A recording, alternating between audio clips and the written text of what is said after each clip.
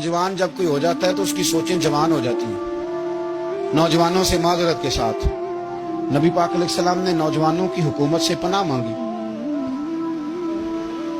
नौजवानों की हुकूमत से पनाह मांगी है, इसलिए कि नौजवान बड़ी जल्दी प्यार भी करता है और बड़ी जल्दी नफरत भी करता है। सोचें मजबूत नहीं होती। नौजवान आदमी, जवान आदमी, बिखरी हुई सोचें होती हैं। मेरे रसूल करीम सल्लल्लाहु अलैहि वसल्लम नौजवानों से उनके मिजाज के मुताबिक डील करते थे, उनकी तबीयत के मुताबिक उनकी ज़हन साजी करते। हम ना जवानों को वक्त नहीं देते, हम मुतालबा करते हैं नौजवान से कि वो है नौजवान, बातें बूढ़ों वाली करे।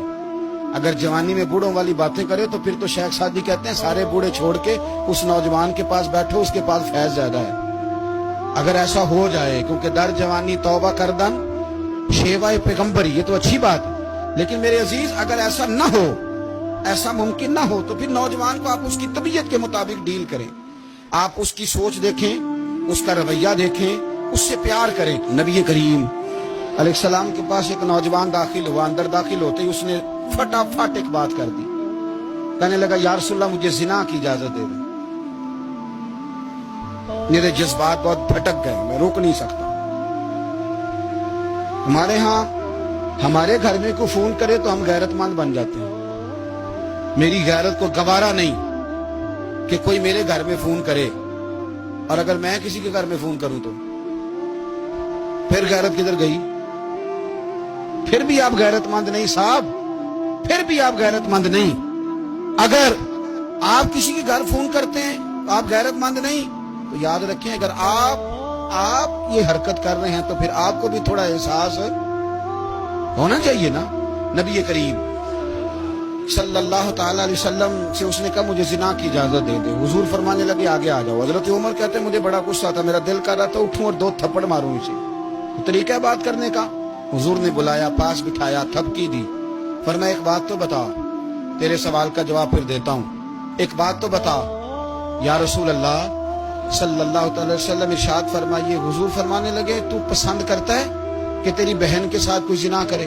पसंद करता है तू कि तेरी बहन के साथ कोई जिना करे? कहने लगा हुजूर मैं बात भी सुनना पसंद नहीं करता। तेरी बेटी के साथ? कहने लगा हुजूर जुबान उसकी खींच लूंगा जो ये बात करेगा। कहा तेरी माँ, तेरी पुप्पी, खाला का? हुजूर खबरदार, किसी बंदे को मैं इजाजत नहीं दूंगा।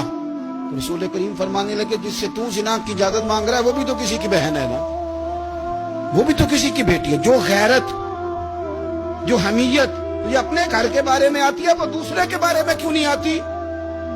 जब नबी करीम ने उस नौजवान को उसके मिजाज के मुताबिक समझाया तो उसकी आंखों में आंसू आ गए। अर्ज करने लगा या रसूल अल्लाह सल्लल्लाहु ताला अलैहि वसल्लम, हुजूर जिना की इरादा तो एक तरफ, आज के बाद मेरी जुबान पर इसका नाम भी नहीं आएगा। आप सामने वाले की नफ्सियात को देखें, आप अपने मूड में ना रहें। मुझे बड़ी अच्छी तरह याद है एक दफा ना मस्जिद में एक बच्चे ने ना आधी बाजुओं की शर्ट पहन के नमाज पढ़ी। एक बाबा जी ने उनको ना मना किया, कहने पूरा कपड़े पा के आया कर, पता नहीं तुम्हें?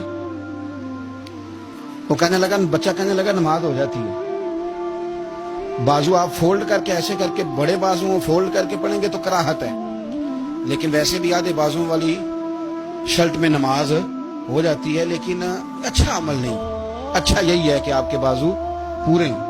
तो बुजुर्ग उनसे कहने पूरे कपड़े पहनो। कहने लगा भाई हो जाती है नमाज, मैं भी था। तो मुझे उन्होंने कहा जी हज़रत साहब बात सुनना। मैंने कहा जी हुक्म। कहने लगे इन कपड़ों में नमाज हो जाती है? मैंने कहा जी हो जाती है। कहते लगता है मुंडा चौधरीयां दा है, मुंडा लगता है चौधरीयां दा।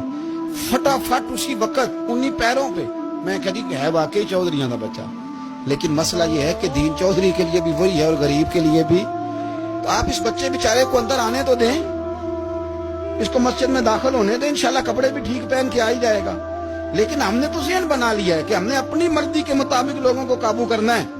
हम लोगों की ज़हन के मुताबिक उतरने को तैयार नहीं, बस सारे मेरे मुताबिक चलें। ये तो बात को पेशवा करेगा, मुक्तदा करेगा, वो भी समझाएगा।